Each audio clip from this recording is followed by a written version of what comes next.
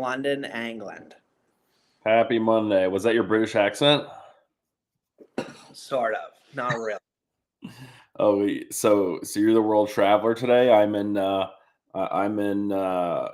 Worcester, Massachusetts, the great Italian city.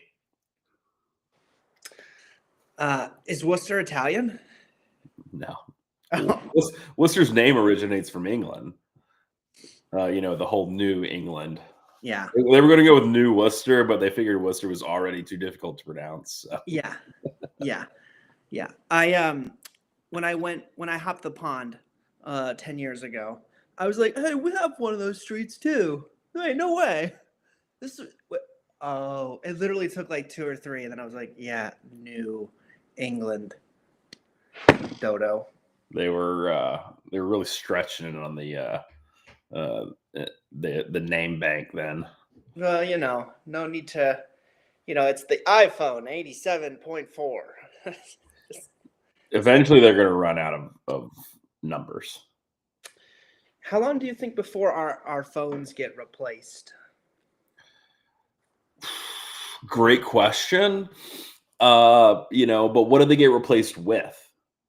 Well, that's the next question. Like a chip or something, or like something that you just sort of like put behind your ear, and it's like not an implant, but it just sort of like it's like a patch.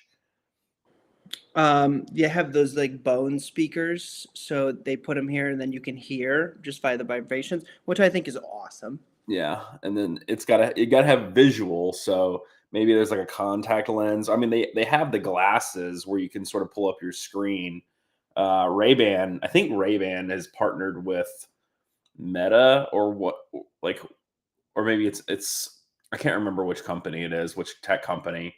But you can you could take photos. Like they look like better than like the first iteration of the Google glasses that came out, but like they look like glasses, like they're stylish. You could take photos, but just like hitting the side. They kind of operate like AirPods. Like there's no buttons, but you still somehow know how to use it. I want some of those glasses. Yeah, they're pretty sick. Yeah, I would totally have those. I would wear them for a while, and then I imagine that they would probably eventually they would end up in a drawer with all my other shit. And I'm like, oh yeah, those things, they're cool, but I don't, I wear them sometimes. Snapchat was the OG. They're the ones who came out with them first. The glasses? Yes, you could post to your Snapchat story. Oh. Yeah. I use Snapchat. Yeah, I don't use Snapchat either. It's been a long time. R.I.P. Should have sold it $4 billion. Crazy. I'm sure the guy made plenty of money, and I'm sure he exited in some fashion, but the company's not nearly worth what it used to be. I don't think. I think those technology companies are weird in that respect anyway, because it's like they're always thinking like 3 moves ahead, though, right? They're thinking like, how can I sell this data and privacy? Yeah. What's that worth? No one actually cares about. That's like Pokemon Go. That the parent company said, thank you to everybody who basically helped us map the entire world. Like we don't actually care about Pokemon. Truly we just needed you to do it for us. Yeah, truly impressive. Get all up in there. So, Rocky, welcome to the show. We look at real estate projects that are currently for sale in Massachusetts. A lot of single families and multifamilies usually. It's a series we call Find That Flip, and we look for potential investment opportunities that could be good deals. We kind of look at them with back of napkin math here with my lead partner, Harrison Bonner. What are you drinking today? Smoothie. Dude, I gotta start drinking more smoothies. I was trying to come up with something clever, but it fell on the face.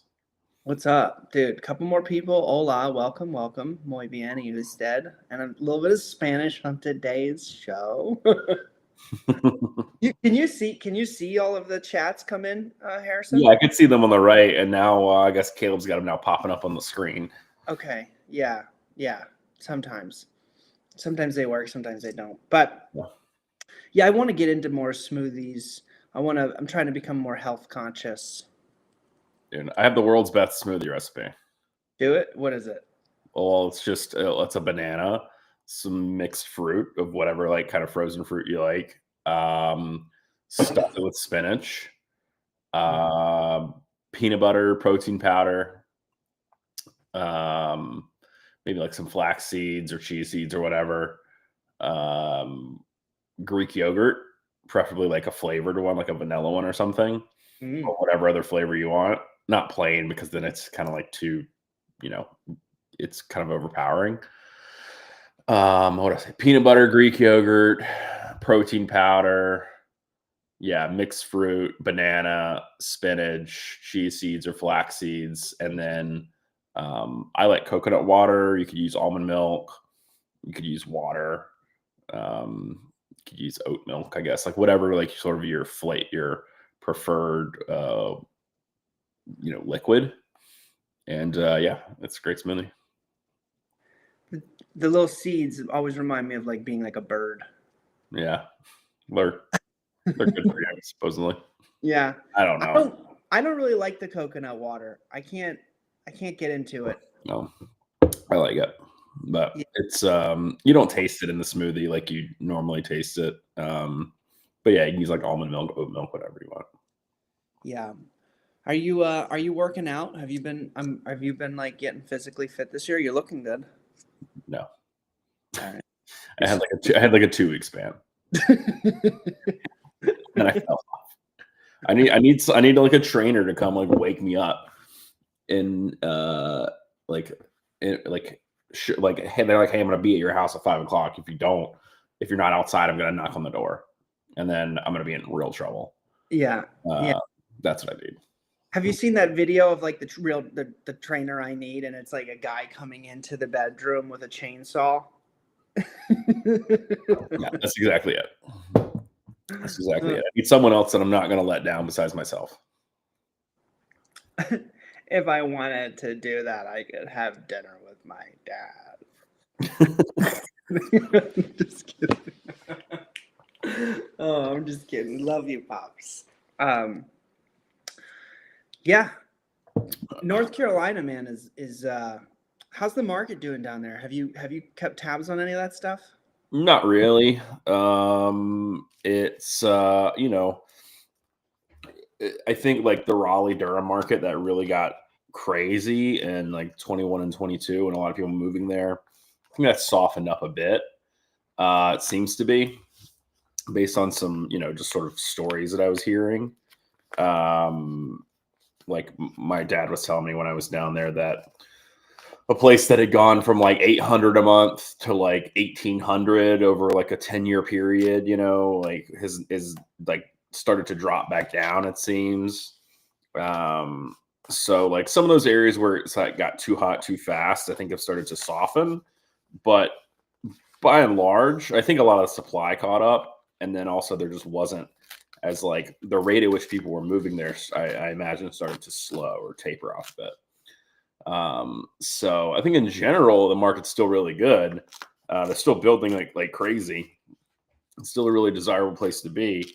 But you just don't see as many people moving there as you were, and a lot of the construction that's always kind of lagging caught up. So, but market's still good. Yeah.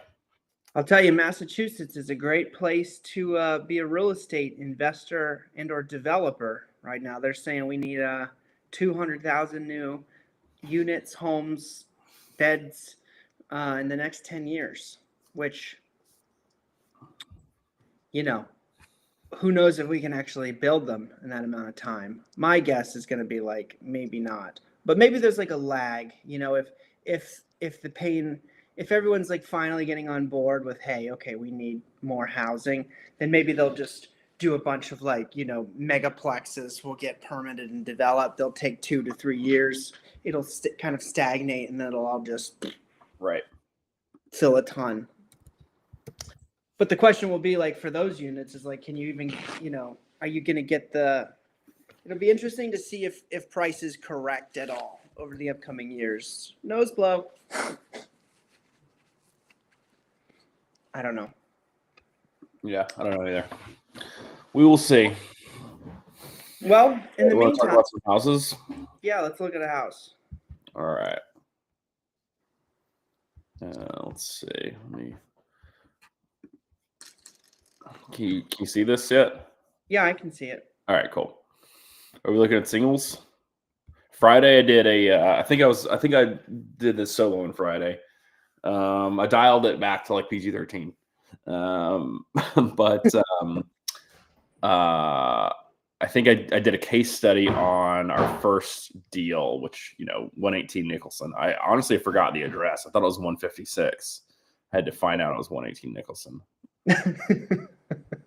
But so that was what I did last time. Dude, what a great deal that was. Yeah. What a substantial deal. We got to get back to door knocking. That's right. I'm not gonna lie, I actually thought about it the other day. Probably not door knocking specifically, but hiring. We got to get. I spoke with Will Twyford the other day for like 20-30 minutes. They're doing well, and we got to get them on the podcast to talk about it, because they're still doing deals, man. Same way, but not as much door knocking because time, but going after and targeting those homeowners. And remember the Fed Up packet? Yep. I was like, I haven't heard that for a while. Yep. All right. So, okay. Well, what do you want to look at? You want to look at more? You want to stay in Brockton? You want to go up to North? You want to go for a potential flip?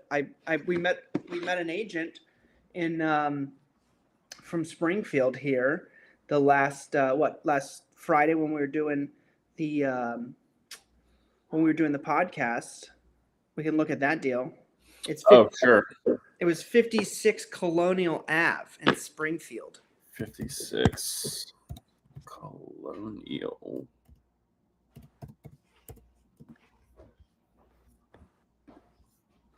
Let's see. All right.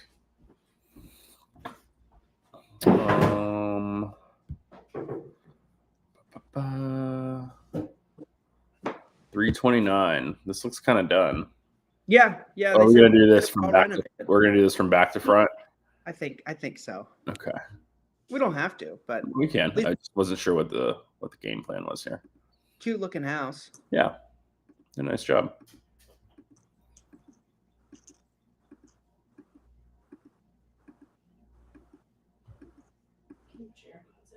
Yep. Western Mass is the final frontier for I think it's one of the final frontiers for A, affordability, and B, development booms. Yep. At least in this state.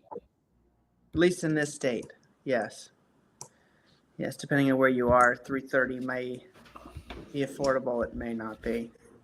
But yeah, so, I mean, I wonder if some of those other markets will taper off to some degree, but it's hard to really know. I mean, we can't know like 10 years from now what's going to be going on, and these markets that kind of feel topped out.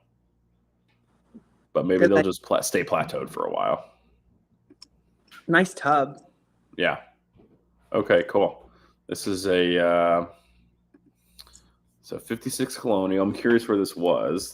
So they've got this on for $329. I wonder what town is this in? Okay.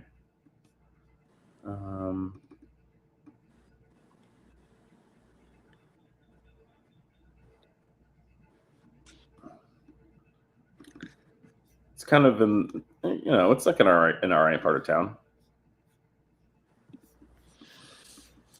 It's on a residential street. It looks, obviously you can see here it was kind of crappy before.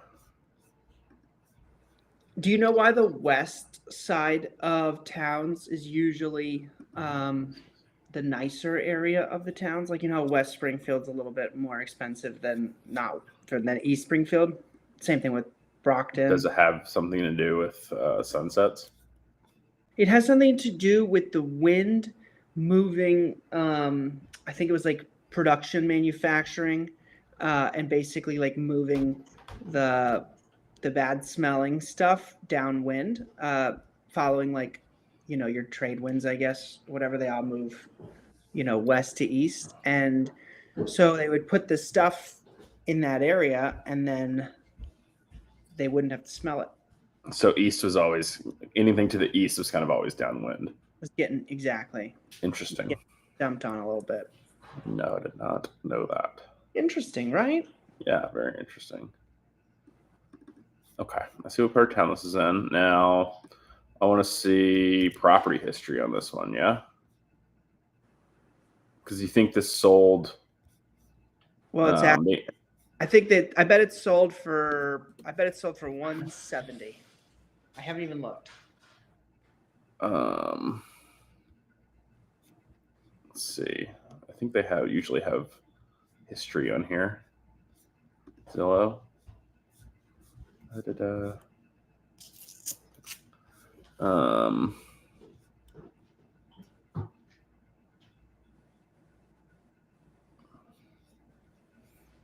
It sold for 125. Good number. Yeah, good number. Good number. Good number. I wonder what it looked like. Okay, so it looks like it was source MLS. So maybe it was on MLS. It was listed for 89,000. So they listed it low on purpose. Okay. So guys, in general, you want to buy and build these houses for like 70 cents on the dollar. So if it could be worth $100,000, you want to, like, after you purchase it and you renovate it, you want to spend no more than like 70,000, maybe 75, and that leaves you enough room to, like, make a profit on your investment, as well as potentially any soft costs, related to holding expenses, interest, stuff like that. So, if he bought this for 125 and he put 100 into it, 70% of 330 is 231. So he'd be right on the money. Ooh, look at that thing, huh? Yeah.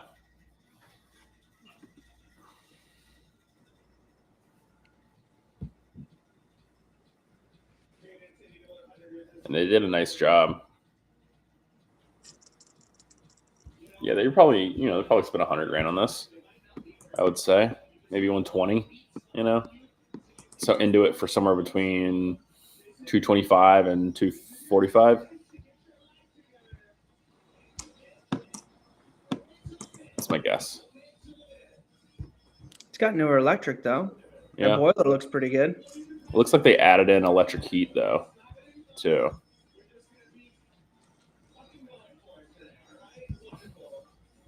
So I wonder what we would have thought. Like, I wonder what, like, if we were looking at this, what we would have comped it at.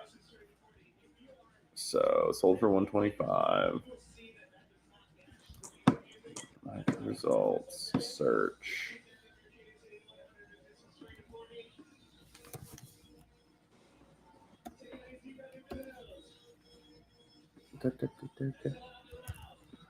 All right.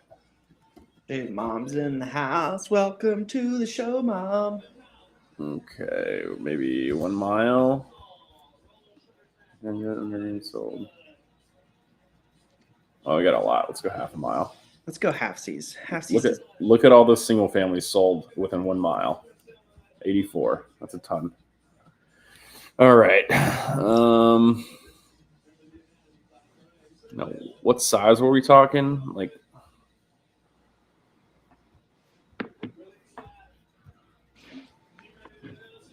Are you gonna put me on the spot, right, like this? I forgot. Oh, here it is.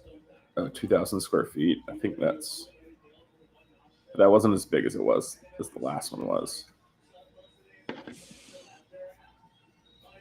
They're calling it 2,000 square feet, but I think it said it was like 1,500 square feet. They're probably including. I bet you they're including that upstairs. Oh yeah. See, it's probably they weren't including the upstairs before, and they also enclosed this front porch. Yeah.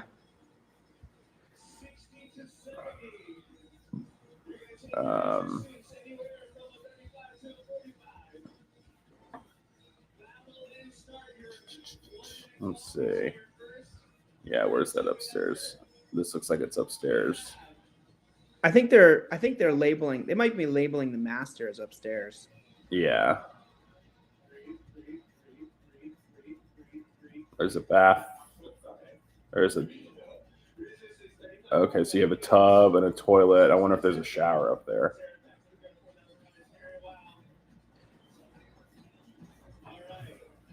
I meant to go look at It's this. kind of a funky roof line. Yeah. You meant to go look at it? I meant to go look. Okay. All right.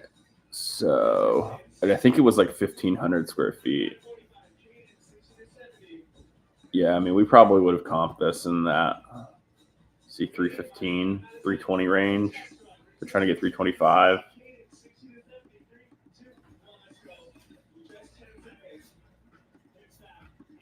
This is at 1,500 square feet. So they're kind of spot on with, they're being a little aggressive because they have this like third floor in this front area. But I wouldn't be surprised if they get it. It's nice. It's not like it's the most expensive home ever sold in Springfield. Dude, Western Mass has the deals, man. 125 that was on the market. Yeah, I mean, and it sold for. I lost the history, but yeah, it listed for 89,000. Yeah, this is a good deal.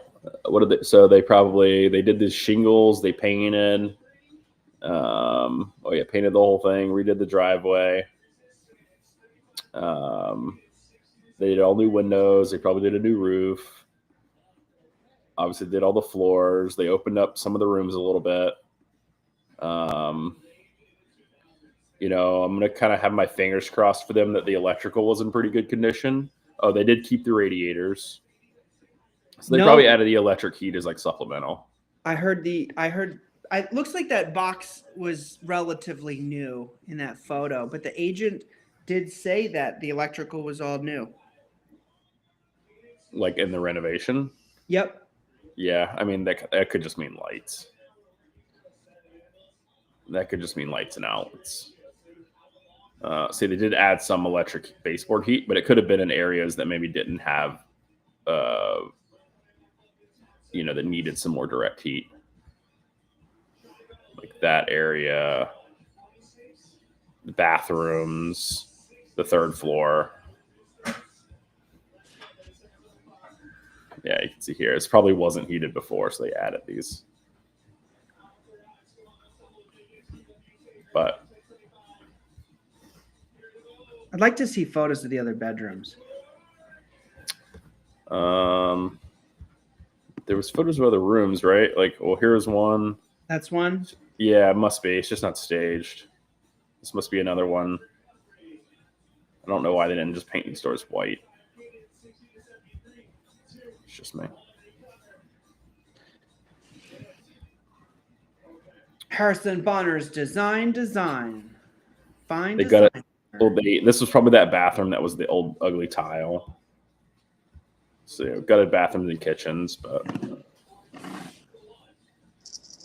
granite, basic cabinets. The great part about these entry level deals is that you can kind of get everything off the shelf. Like you want to design it well, but you don't have to you're not necessarily trying to outcompete every other beautiful listing on the market and like trying to think of every single little edge. And while it can be fun, sometimes it can be very easy to make mistakes.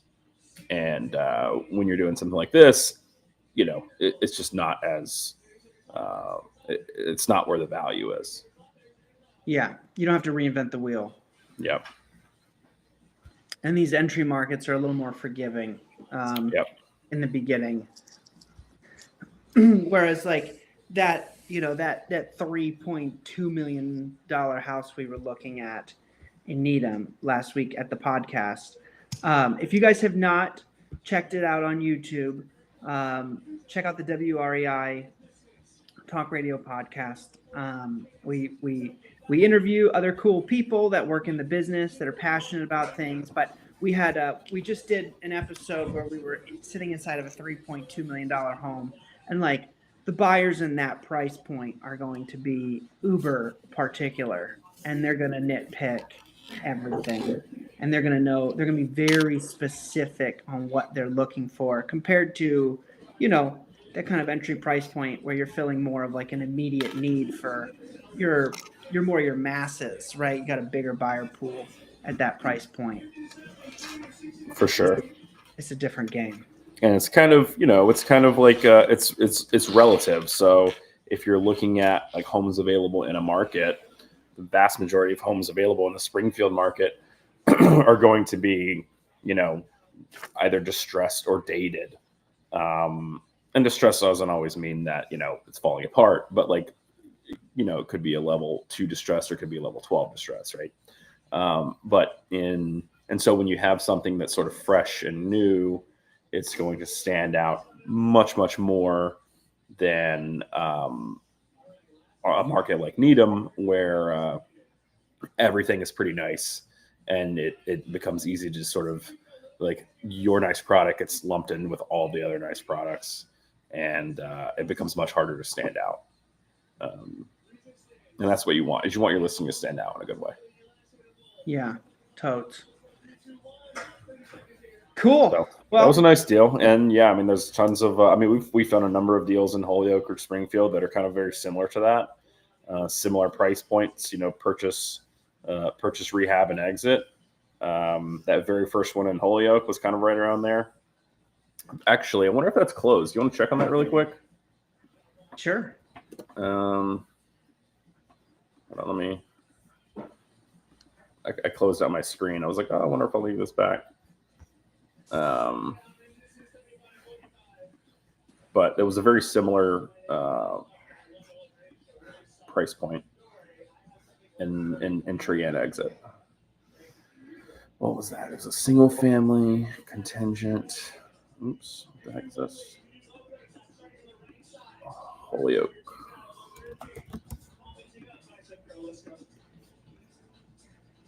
$100. It was probably what? Let's go $1,200 to $2,000.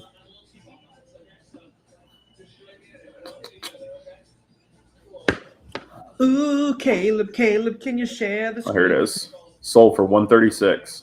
See, it's almost same price point. Sometimes you just need to sing to it.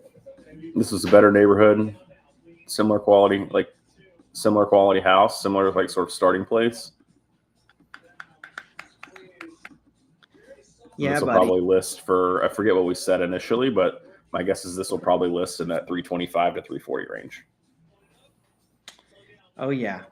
Though this is probably not including the third floor, which they're going to try to add some space to. Man, just like 1,500 square feet. Looking at this off the cuff, it's probably maybe it does a little bit. It's hard to tell. A couple years ago, you were pushing 300 for a 3-family, and look at it now. Yep. Cool. All right. Well, everybody, thanks for tuning in to this episode of Find That Flip, where we explored another real estate agent and developer's deal. We're gonna meet that agent and have coffee with her. She's interested in touring some of our projects, Harrison, so she can help us find more buildings inside of our buy box. We've got a private equity fund where we basically take down small to medium-sized multifamily deals, projects that are a little too big for house flippers, but too small for the big institutional Wall Street guys. So we can find a lot of value there, and investors can participate in the deals with us and get 80% of the deal. So you can hit us up at wollastonrei.com if you're interested in learning more. Definitely check out the YouTube channel. We got a lot of good videos up there, past projects, WREI Talk Radio. And we will see you mañana to look at another deal. That's tomorrow. All right. That's tomorrow for everybody who doesn't speak Spanish. Mañana is tomorrow, or in the morning. Mañana en la mañana is tomorrow morning. Thanks for the clarification. Mañana. All right. I'll see everybody tomorrow.